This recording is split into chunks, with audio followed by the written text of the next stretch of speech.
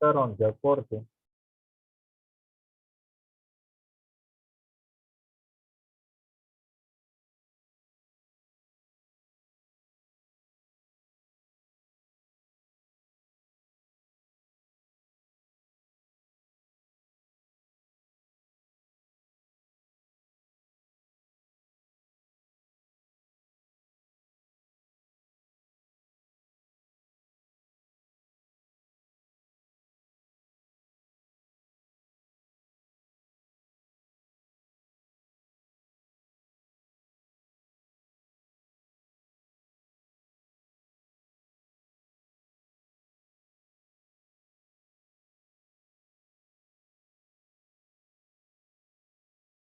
Vez.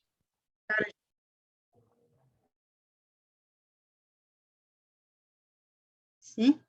Boa tarde mais uma vez, caros estudantes.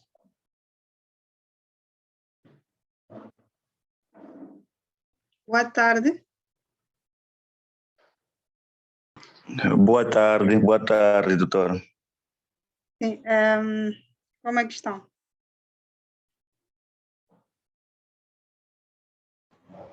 De saúde está tudo bem. Não sei do seu lado. Sim, mas também está tudo bem.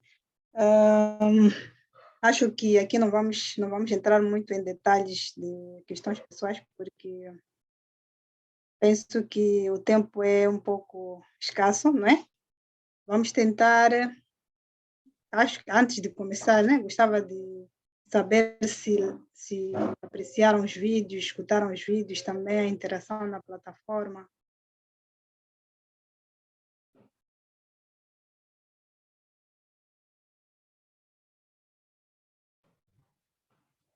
Bem, do meu lado, doutora, não consegui ingressar na plataforma a tempo. Das vezes que entrei, vi as discussões do fórum, vi que já era tarde para dar o contributo, mas tive o espaço de ler o módulo e também assisti a alguns vídeos, sobretudo do primeiro tema, da primeira unidade, capital giro. Ok. Sim, e os outros?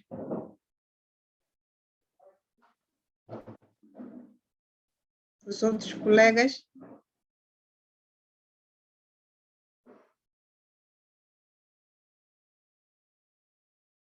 Alô? Só consigo ter a interação do único estudante. Os outros?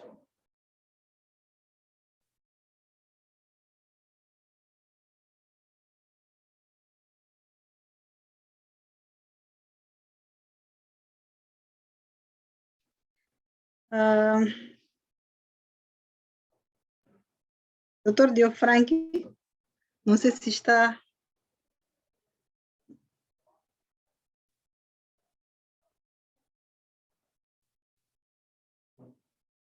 Alô, doutor? Sim, doutora. Sim, doutor, não sei se os outros estudantes estão a ter dificuldade, só consigo ter a interação com o único estudante. A outra estudante que está agora online é a Marta. Outros Sim, a ainda, Marta, sim. sim, outros ainda estão a acessar a sessão. Então, doutor, qual é a opinião? Podemos esperar mais um bocadinho ou posso avançar? Dependendo do tempo da doutora, pode avançar ou pode esperar até 17h15 para poder iniciar, mas a sessão da doutora termina às 18h, só tem 1 hora de tempo. Sim, mas doutor, não tem alguma opinião em relação a isso? Porque não depende de mim, eu posso começar a sessão, mas vejo que aqui muitos estudantes não estão presentes, então... Mas nós estamos a gravar, doutora, depois iremos disponibilizar essa sessão. Ah, tá bem, ok. Não, vamos estar Então, aqui a ter cada estudante tem a tá sua bem, apresentação, assim, a agenda tá bem, toda. doutor. Tá bem, doutor, Desculpe, obrigada. desculpe interromper, só queria sugerir, talvez aguardássemos uns 5 minutos, talvez um e outro estudante está a tentar ingressar, mas devido a problemas de rede, sei lá. Acho que uns 5 minutos de espera não seria mal. Obrigado. Sim, doutor Diofranque.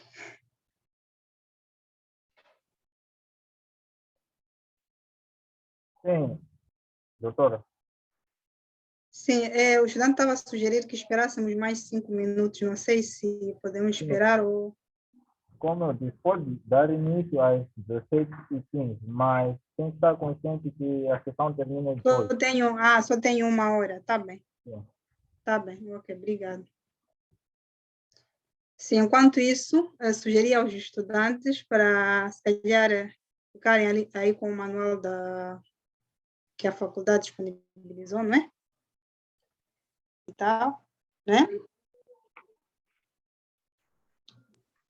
Sim, estava aqui a dizer, esta aula de mercados financeiros e de capitais, gostava de, antes de começar com, se calhar, um debate iniciado pela minha parte, conseguem me ouvir, né?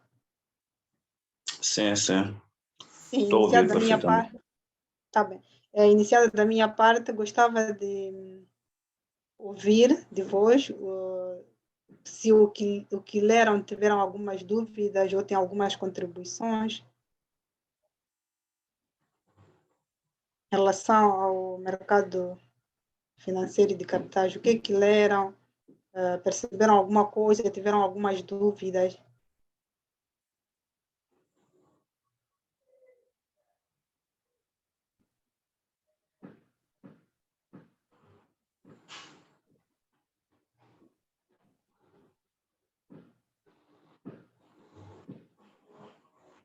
Sim. Sim,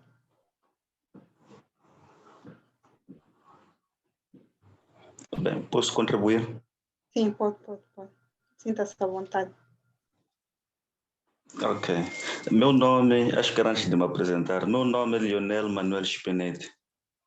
Sim, Bem, sempre até então pude ler um pouco sobre o capital de giro. sim, E pronto, daquilo que eu percebi, dúvidas sempre existem. Não é possível ler uma coisa e ter a compreensão total daquilo que se leu. Mas também daquilo que se lê é possível reter uma e outra coisa e talvez da explicação que vou dar possa-se perceber o que é que percebi e o que é que não percebi. Bom, indo ao ponto, o que percebi de capital de giro é que o capital de giro é um instrumento importante para o gestor financeiro ou para a pessoa que na empresa controla os movimentos de dinheiro. E a coisa mais fundamental deste instrumento é que controla uma parte do ativo e uma parte do passivo. A parte do ativo que este instrumento controla é a parte mais líquida, não é? Estamos a falar do dinheiro físico, estamos a falar das dívidas com os clientes, estamos a falar também da gestão do estoque. E temos a parte mais exigível do passivo, que são as dívidas correntes com os fornecedores e ainda as dívidas de curto prazo. O que eu percebi desse instrumento é que é importante em que sentido? No sentido de vermos se a empresa tem a capacidade de solver as suas dívidas em prontidão. E também temos a situação da gestão do estoque. Em algum momento, a empresa pode ter um estoque X e calcular um tempo X para utilizar aquele estoque. Mas porque houve muita venda, sei lá, o estoque acaba antes daquele tempo X calculado. Então, tendo esse instrumento na mão e a ser usado como deve ser, isso facilita na gestão do estoque. Acho que, de uma forma resumida, é mais ou menos essa percepção que eu tive do capital giro. ok, muito obrigada. Marta?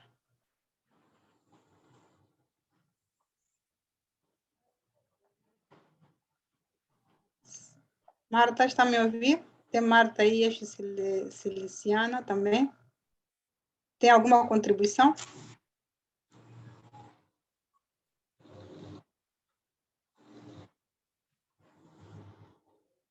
Ok. Penso que se alguém quiser falar, pode anunciar, depois poderemos dar o espaço. Mas, comentando em relação àquilo que estava a falar em relação ao capital de giro, realmente é preciso primeiro perceber que é um instrumento de gestão de curto prazo, não é? Conseguem me ouvir, não é? Sim, estou a ouvir, apesar de alguns cortes. Sim, para fazer face às atividades operacionais de uma empresa, de uma firma, né? Seja firma, instituição. Então, são instrumentos de curtíssimo prazo mesmo, que giram em torno da área operacional.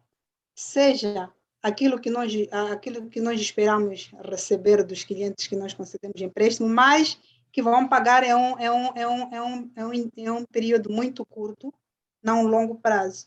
Seja também aquilo que nós temos como recursos a nível organizacional, que possam nos ajudar a efetuar operações, pode ser diárias, mas operações pontuais, não é? Então, é mais ou menos isso. Essas operações podem ser, realmente, como estava aqui a mencionar, valores líquidos em caixa, não é? Temos também o estoque. O estoque, estamos a falar de, em vez de valores monetários, estamos a falar de bens, né? Aquilo dos nossos produtos, né? Então, é preciso que os gestores tenham essa ferramenta consciente a seu dispor para fazer estimativas corretas de acordo com a demanda do mercado, não é? E as necessidades pontuais que as empresas têm. Geralmente, esta ferramenta, à medida que nós usamos esta ferramenta, temos mais probabilidade de estimar o nosso caixa em um período tal que nós precisamos também estimar o estoque necessário para fazer face à demanda, que é para evitar essa ruptura de estoque e também excesso de estoque, porque também quando temos excesso de estoque podemos ter problemas de espaço de armazenamento e também custos de armazenamento, não é? Então, tudo isso é importante, o fluxo de caixa, aliás, o fluxo de caixa estava aqui, o capital de giro é mais ou menos uma ferramenta de curto prazo, não nos permite olhar para as atividades no longo prazo, mas apenas atividades no momento operacional. Estamos juntos? Sim. Sim, mas eu penso que esta componente a faculdade colocou só para tentarmos fazer uma recapitulação de alguns conceitos de contabilidade, algumas ferramentas contabilísticas, né, que são importantes para as atividades. Mas nós agora temos que olhar em torno do mercado financeiro, né? Eu acho que é o nosso ponto forte, né? Então, eu penso que, pelo que eu pude colher de vós, parece que não tiveram muita oportunidade, ainda não tiveram tempo de ler em relação aos mercados financeiros, não é? Exatamente, sim. Então, vou aqui... Sim, mas eu também não vejo a reação dos outros, então posso assumir que se calhar estejam na mesma posição que a sua. Então, sim, falando dos mercados financeiros, é preciso nós primeiro voltarmos à essência da economia, não é? Por que voltamos à essência da economia? Porque nós estamos a dizer que o homem, por natureza, precisa de recursos para a sua sobrevivência, não é? Então, estes mesmos recursos, por sua vez, são recursos limitados, que existem em pequenas quantidades e também esgotam, não é? Então, temos aí várias ramificações desses tipos de recursos. Existem recursos escassos renováveis, existem recursos escassos não renováveis. Então, dada esta limitação do homem, aí nasce a ciência econômica, a necessidade de persuadir o homem ou de encontrar formas de como o homem pode usar de forma racional os recursos disponíveis. Conseguem me ouvir, né? Posso continuar? Ou estou a ser muito rápida? Conseguem perceber? Pode sim. Ok, muito obrigada. Então, estava aqui a dizer que a ciência econômica nasce exatamente para resolver para responder o problema da escassez. Então, a escassez é o objeto de estudo da economia. Então, os recursos são escassos, o homem precisa de recursos para a sua sobrevivência. Então, como é que nós podemos fazer a gestão e o uso racional destes recursos? Então, estes recursos é um conjunto de bens materiais, financeiros, humanos, entre outros, não é? Então, são recursos que exigem esforço do homem. Por que exigem o esforço do homem? Porque estão em quantidades limitadas. E a necessidade, o desejo do homem é cada vez mais.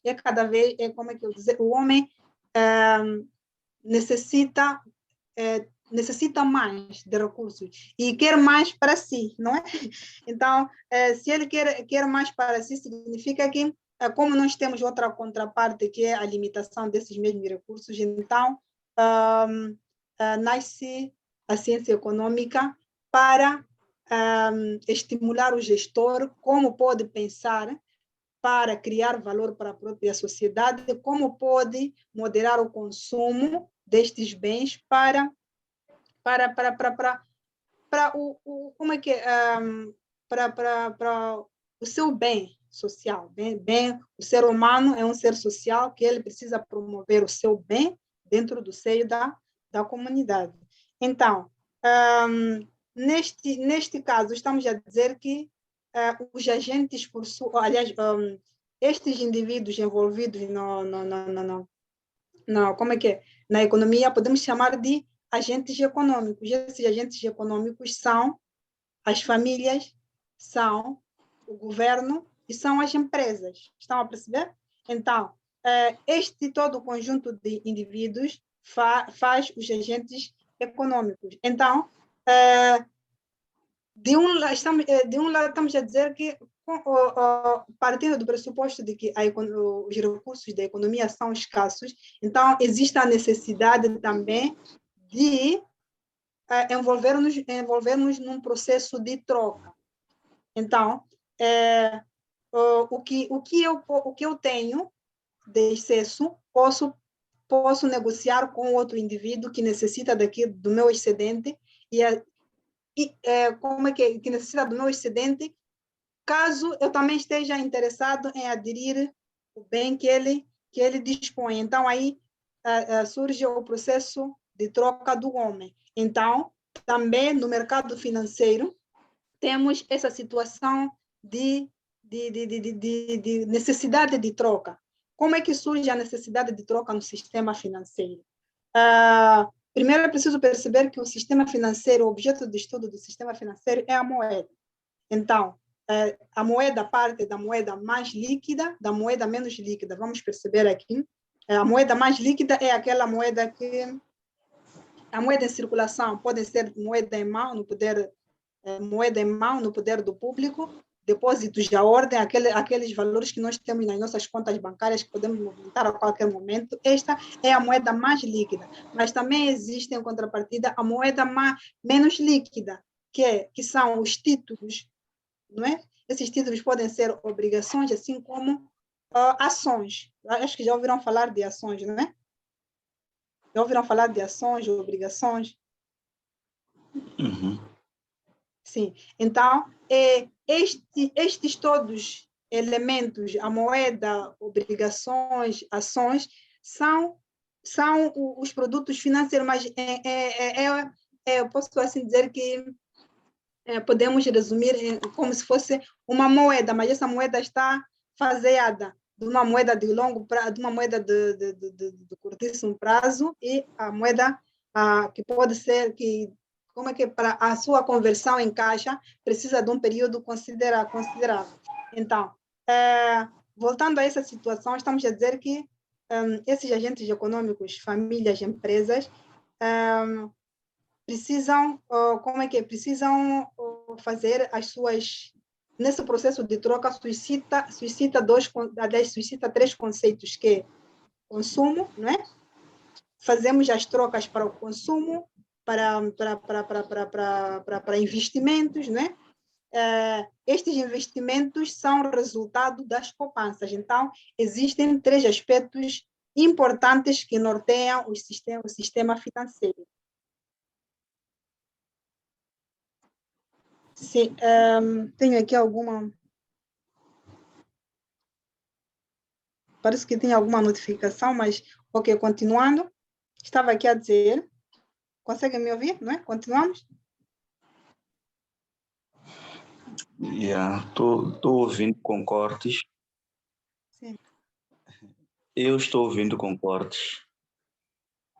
Fiquei atrás em alguns pontos, mas podemos continuar. Vou levantar como dúvidas a posterior. Está bem, está bem. Então, estava aqui a dizer que o processo de... o mercado financeiro, os agentes econômicos precisam, quando estão envolvidos em transações comerciais, eles, três pontos são levantados nessa questão. Estamos a falar de transações para o consumo, transações para investimento, ou seja, todo indivíduo tem uma fonte de rendimento. Então, tendo esta fonte de rendimento, estamos a dizer que há agentes da economia que usam uma parcela da sua renda para o consumo corrente e o remanescente, que eles não consomem para as despesas correntes, fazem as suas poupanças, não é isso? Então, fazendo as suas poupanças, estamos a dizer que aí existe disponibilidade de recursos para a troca, porque ele já tem um excedente. Este excedente pode ser para investimentos, assim como pode ser para precauções para um uso futuro. Em contraparte, temos também os agentes necessitados, há outro grupo de agentes econômicos que têm a sua renda e consomem todo o total da sua renda. Então, neste caso, estamos a dizer que ele não tem um sistema de poupança. Então, não tendo um sistema de poupança, neste caso, eles, caso precisem de recursos para investir, eles não têm em seus bolsos. Então, eles necessitam de recursos, eles necessitam de recursos alheios. Então, esses recursos alheios, eles vão buscar de pessoas que pouparam. Essas pessoas que pouparam, que não gastaram o total da sua renda, chamam-se de pessoas superavitárias. E estas pessoas que têm um déficit para o consumo, ou seja, para investimento, chamam-se de pessoas deficitárias. Então, neste caso, estamos a dizer que aí já surge a necessidade de um sistema financeiro para canalizar estes dois agentes. Os agentes com superávit suas contas para investimentos e as pessoas que necessitam de investimentos. Estamos juntos? Sim. Sim. Estamos juntos, ok. Continuando, então, aí, dada esta demanda de pessoas com recursos financeiros excedentes, eles, por si só, teriam dificuldades de localizar as pessoas com necessidades de financiamento. Aí, dada esta demanda, nascem as instituições financeiras, nasce o sistema financeiro.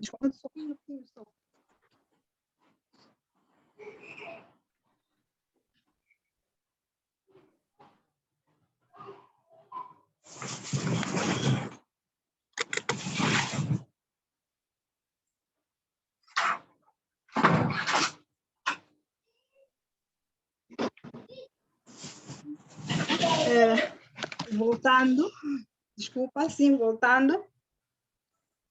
Voltando, estava a dizer, dada esta disponibilidade de dois agentes, uns agentes com recursos excedentes e outros agentes com necessidade de investimento, nascem as instituições financeiras, que são os intermediários financeiros.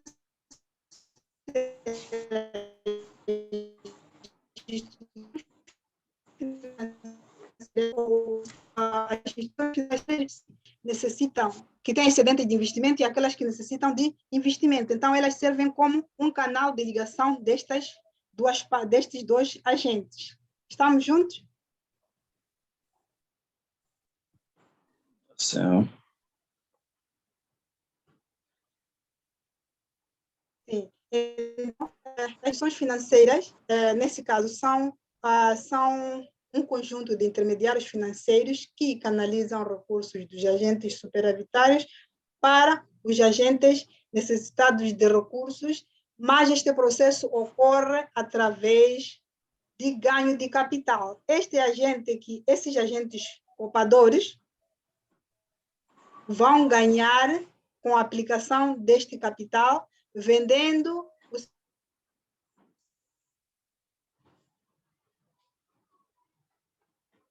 seu produto, que é, neste caso, aos bancos. E, por sua vez, os bancos canalizam aos agentes deficitários a uma taxa elevada daquilo que compram com os investidores. Estes agentes superavitários podemos designar como investidores. Então, os investidores dão o crédito às instituições a uma taxa que eles consideram um ganho razoável, e, por sua vez, os bancos vendem esta moeda a outros agentes a uma taxa um pouco elevada, que é para eles também terem um ganho como instituição. Então, é mais ou menos como ocorre este processo.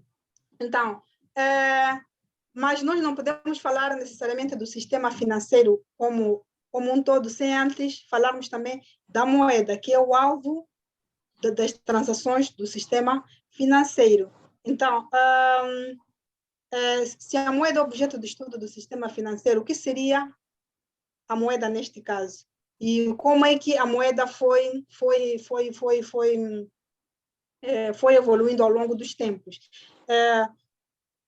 O que acontece é que nos tempos primitivos, as pessoas trocavam bens por outro bem. Então, este processo de troca não era muito justo, porque, por exemplo, eu poderia ter uma galinha e alguém ter uma caneta, se calhar porque eu necessito da caneta, eu oferecer a galinha por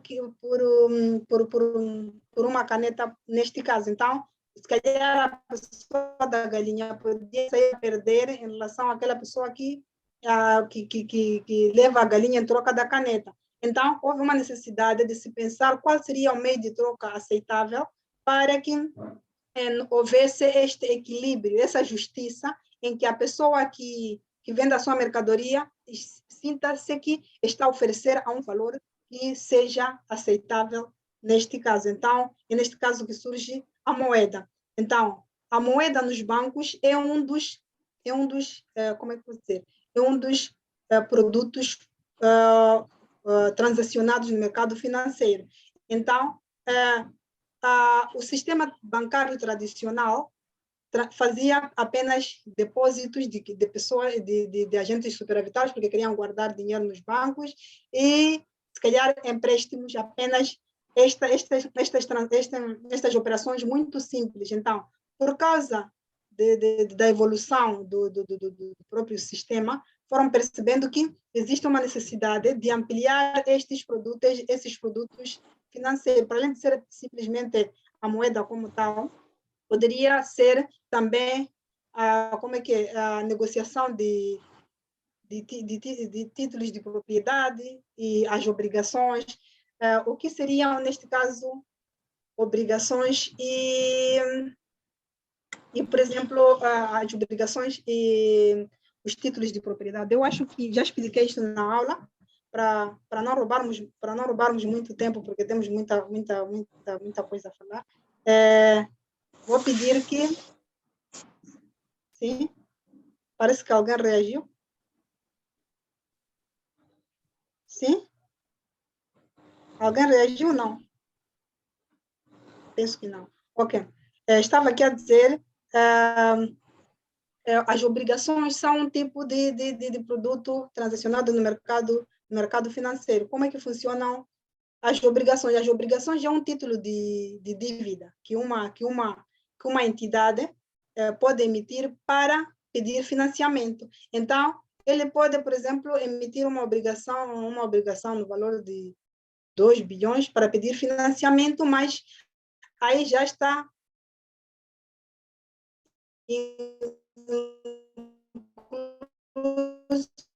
uma taxa de juros que eles sugerem aos investidores. Agora, cabe aos investidores acharem que se essas taxas atrativas ou não, então vão sendo negociados estas obrigações. Então, esta obrigação, quando é emitida pela primeira vez por uma instituição, chama-se de mercado primário. A emissão de obrigações dos títulos pela primeira vez chama-se mercado primário. Então, ele emite pela primeira vez e um interessado vai adquirir este título e adquirindo aquele título, ele pode negociar a um valor superior, porque ele acha que lhe proporciona ganho superior em relação ao momento em que ele adquiriu. Então, esta venda posterior chama-se de mercado secundário.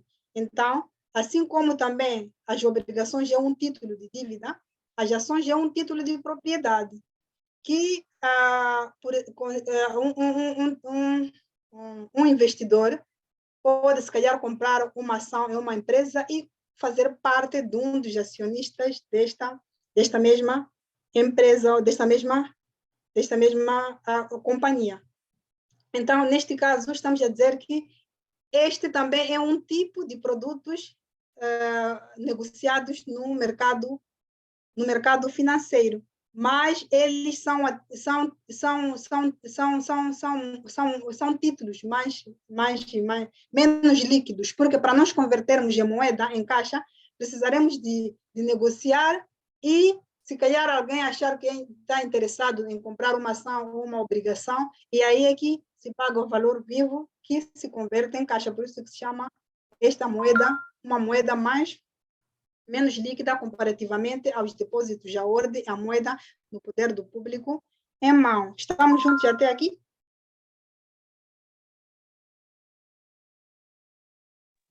Sim. Ok. Continuando, de que é composto o sistema financeiro? O sistema financeiro é composto por 4 mercados principais. Existe o mercado monetário, o mercado de crédito, o mercado cambial e o mercado de capitais.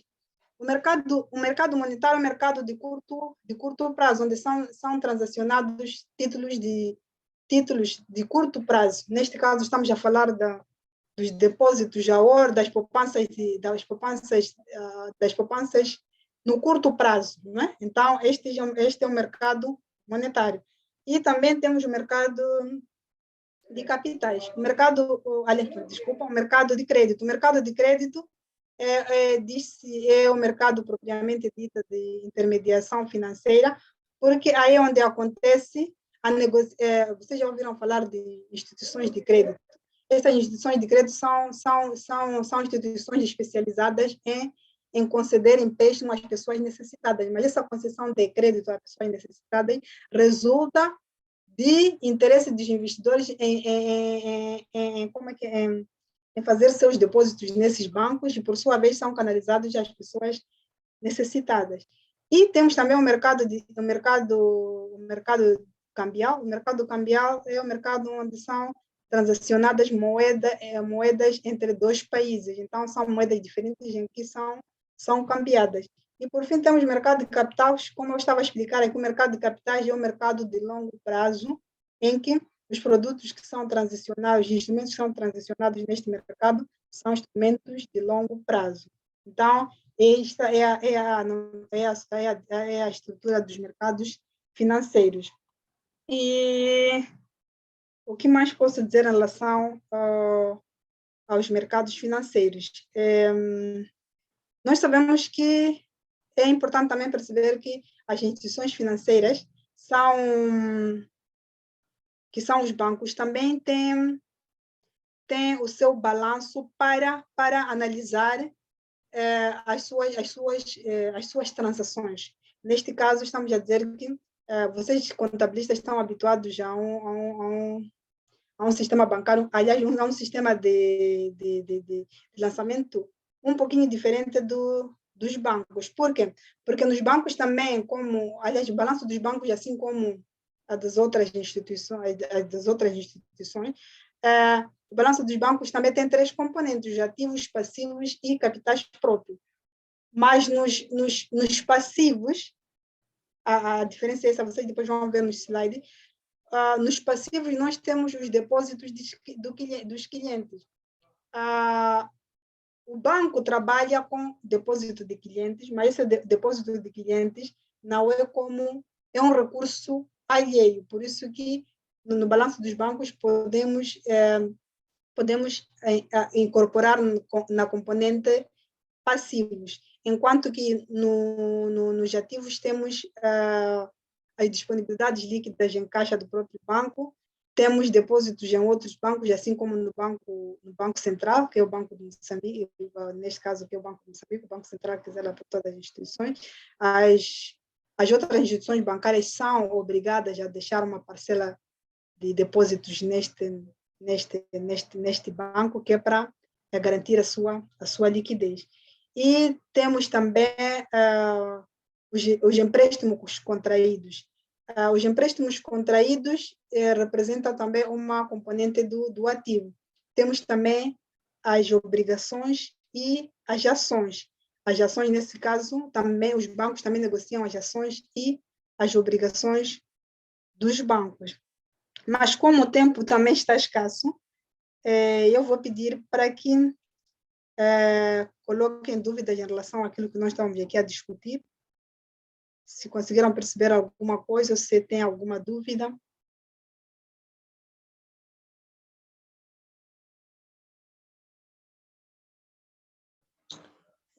Bem, se me permitem, Sim. pude perceber a explicação do sistema financeiro. Percebi a explicação desde a intervenção da economia, não é? Quando explicou da escassez, explicou as necessidades são ilimitadas, viemos até falar das trocas entre os indivíduos e chegou até ao ponto crucial, que é o objeto do sistema financeiro, que é a moeda. Mas quando começou a dar detalhes da explicação sobre a moeda, houve cortes da rede, fiquei sem ouvir perfeitamente. Ouvi que a moeda era objeto de estudo do sistema financeiro. Depois só ouvia líquidos, ouvia ações, tal. Talvez de uma forma resumida, dar os pontos principais que devemos reter sobre essa parte da moeda, objeto do sistema financeiro. Ok, muito bem. Estava aqui a dizer que qualquer instituição tem os seus produtos que transaciona. Nós estamos habituados a olhar para o setor real em que são transacionados bens e serviços, não é? Bens e serviços assim, bens palpáveis, né? Podemos ter o leite, entre outros. Mas no mercado financeiro não são transacionados este tipo de produtos. O que é transacionado no sistema financeiro é a moeda, mas esta moeda parte da moeda mais líquida para a moeda menos líquida. A moeda mais líquida é aquela moeda em circulação nas mãos do público, assim como os depósitos à ordem. Mas o que é isso? O que é isso de moeda? Moeda é um ativo dos bancos, um ativo que quando as pessoas têm este ativo, elas têm um título, como é que pode dizer? Como é que pode dizer? Tem um ativo, né? Vocês sabem muito bem o que é ativo. O ativo é um recurso que alguém dispõe. Então, tendo este ativo, permite que o indivíduo, tendo este ativo, permite que este ativo seja investido e traga ganhos para o próprio detentor desse ativo. Então, neste caso, surge a necessidade do investidor com ativo que precisa comercializar, que precisa cambiar, tenha um ganho deste mesmo ativo. Então, é aí que canaliza as instituições financeiras. As instituições financeiras são intermediários entre a pessoa que investe, neste caso, que é a pessoa detentora da moeda, em relação às pessoas que necessitam deste financiamento, que são as pessoas deficitárias que precisam de recursos para investimento. Então, este processo condiciona como é que culmina com a existência das instituições financeiras para fazer face a esta ligação entre esses dois agentes, os necessitados, aliás, os concedentes e os necessitados. Então, a moeda faz este papel, é como um produto que é comercializado, mas ele também carece de um ganho que é através das taxas de juros, não é? Então, o ganho do capital é a partir das taxas de juros, entre outras condições, outros termos de negociações que podem ser feitos. Então, é basicamente isto. A moeda é o ativo mais líquido, mas as pessoas podem optar em depositar nos bancos, e estes depósitos, por sua vez, eles depositam a prazo nos bancos e eles ganham com estes depósitos a prazo.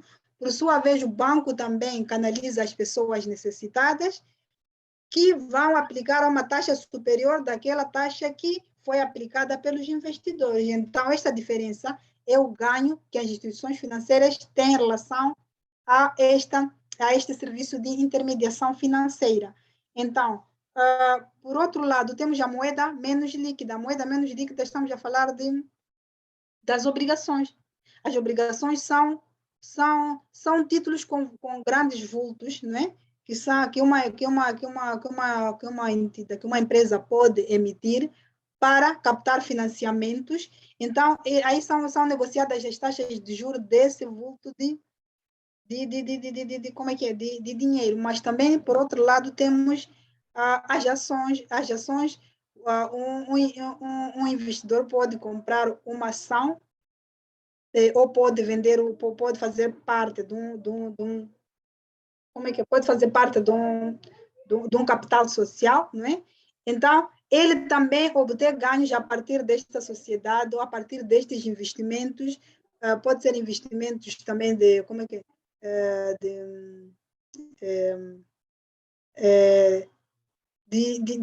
títulos diferentes das obrigações, como eu estava a explicar.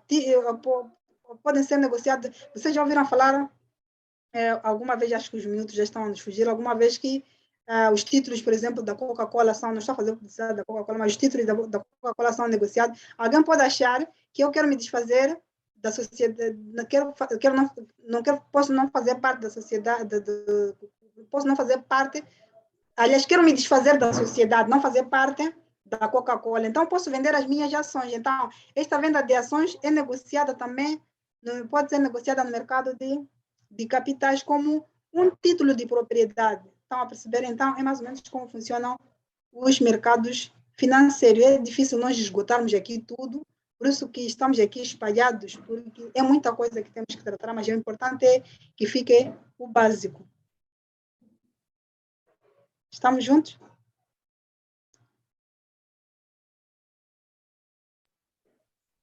Sim, sim. Tá percebido. Sim, Bom, consigo perceber, né? percebi. Talvez, em poucas palavras, depois dessa última explicação, podemos dizer que a moeda é objeto do sistema financeiro. Sim. Ela é composta por produtos menos líquidos e mais líquidos. Então, Sim, dentro dela, né, desse objeto que é a moeda, temos sim, o mais líquido, que é o dinheiro físico, são os sim, depósitos, não é?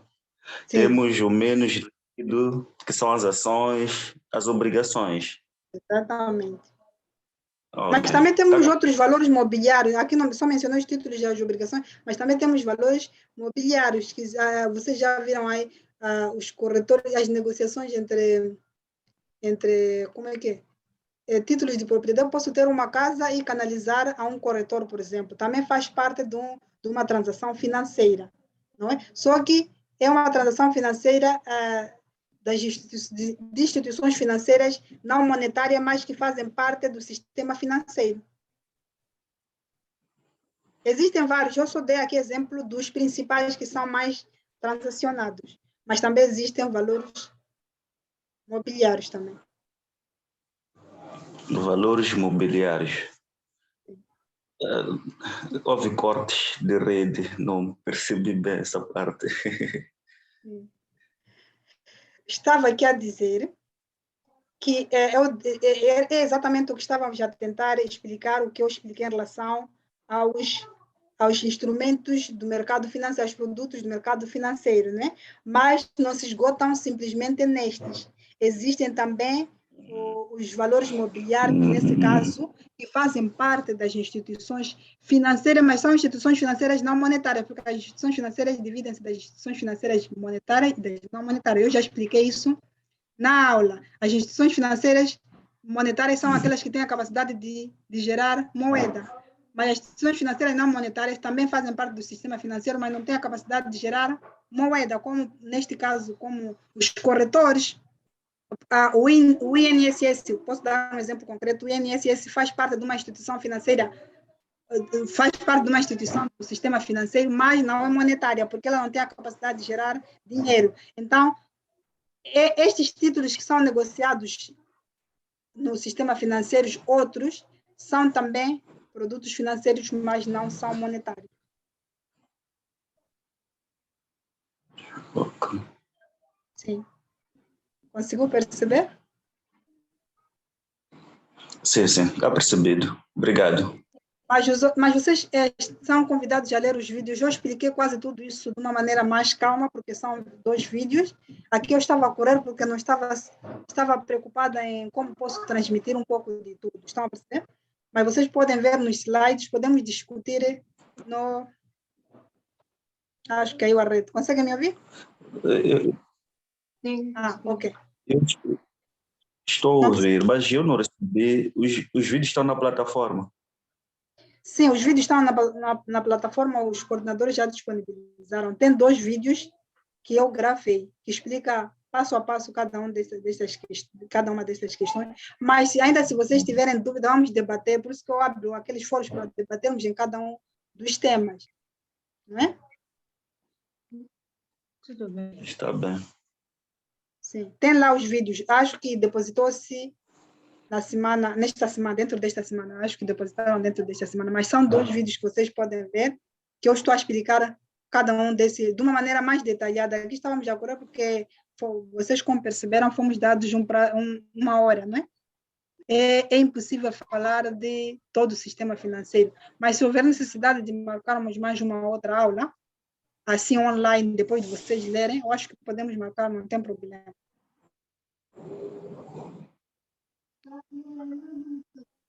Tudo bem. Sim.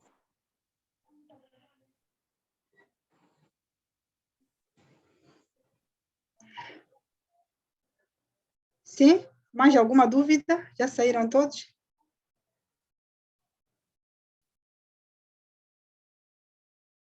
Sim?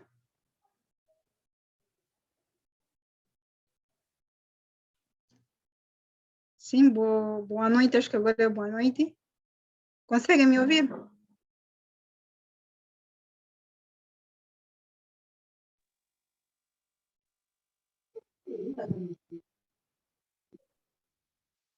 Alô? Sim? Sim, consigo. Sim. Tem alguma dúvida, alguma questão? Não, por acaso já havia lido o módulo Sim. e assisti a alguns vídeos também. Então está esclarecida, né? Sim. Ok, obrigada. Mais alguém aí tem dúvida? Acho que só restei eu Sim. aqui. Ok. Sim, doutor Diofranchi? Sim, doutora. Sim, eu penso que os estudantes não têm dúvidas por enquanto. Eu acho que havendo necessidade de marcar mais um outro, eu percebi que eles ainda não tinham lido uma boa parte da matéria, então acabei falando praticamente sozinha, mas a ideia era de esclarecer as dúvidas, né?